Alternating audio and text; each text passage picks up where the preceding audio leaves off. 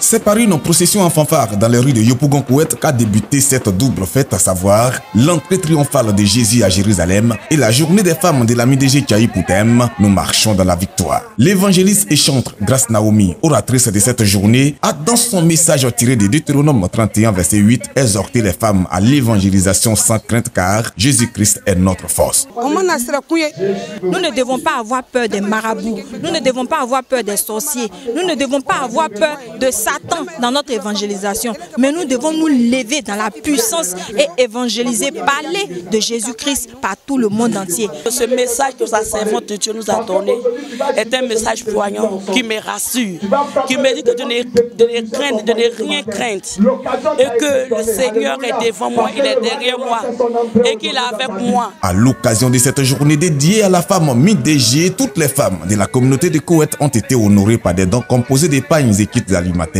conformément à la tradition de cette journée nationale. Et à travers cette journée, nous faisons des dons et ces dons sont orientés vers les personnes nécessiteuses et ceux qui sont malades au camp de prière. Les dons du savon, des vêtements que les femmes collectionnent pour envoyer vers tous ces endroits. Et si nous arrivons à faire tout cela, c'est par la prière de Papa Paul. À chaque célébration des femmes de la MIDG, les hommes participent de façon très active pour témoigner non seulement leur amour aux femmes, mais aussi et surtout leur reconnaissance à Dieu. Ce matin, nous voulons bénir Dieu pour la grâce qu'il permet que cette année encore, nous soyons en vie.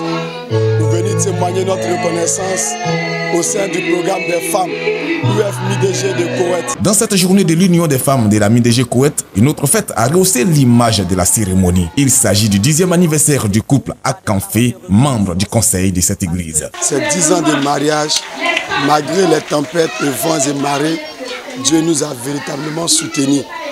Donc on veut lui dire merci de tout notre cœur.